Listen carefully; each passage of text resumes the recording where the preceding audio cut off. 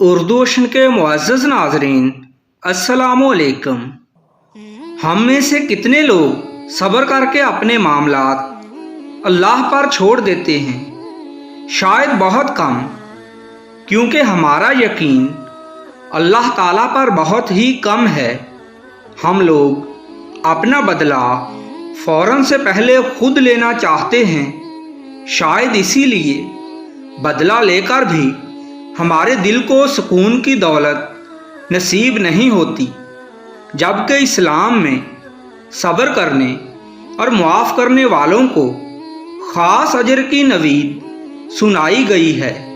اسی سلسلہ میں آج کا واقعہ خاص اہمیت رکھتا ہے۔ امام ابو حنیفہ رحمۃ اللہ علیہ جیسے جید عالم دین کے نام سے کون واقف نہیں ہے؟ ان کی زندگی کا ہر باب حکمت اور دانائی سے بھرا ہوا ہے، جو ہر زمانے کے مسلمانوں کے لیے مشعل راہ ہے۔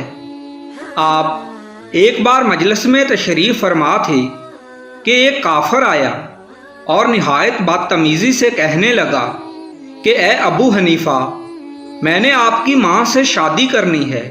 وہ کافر یہ بات 70 سال کی ضعیف عورت کے بارے میں کر رہا تھا۔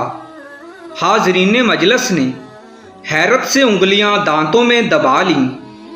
ہر کوئی امام صاحب سے سخت رد عمل کی توقع کر رہا تھا، جو کہ ہونی بھی چاہیے تھی۔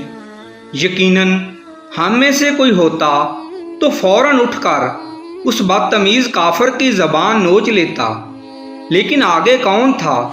حکمت و دانائی کا بادشاہ امام ابو حنیفہ۔ آپ کافر کی گستاخی سن کر خاموش رہے۔ اس بدبخت نے پھر کہا اور پھر کہا تو آپ کہنے لگے کہ میں اپنی ماں سے پوچھ کر بتاؤں گا۔ وہ کافر مذاق اڑاتا اور بک بک کرتا وہاں سے چل دیا۔ جب سیڑھیاں اترنے لگا تو پھسل کر گر پڑا اور موقع پر ہی مر کر جہنم واصل ہو گیا۔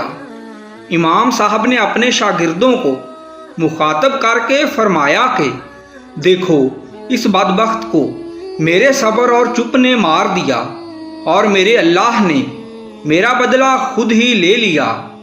ناظرین کرام، کسی کی آہ اور چپ سے بچو، کیونکہ اگر اس نے اپنا معاملہ اپنے رب کے سپرد کر دیا تو یقین مانیے آپ کے لیے مسئلہ بن جائے گا۔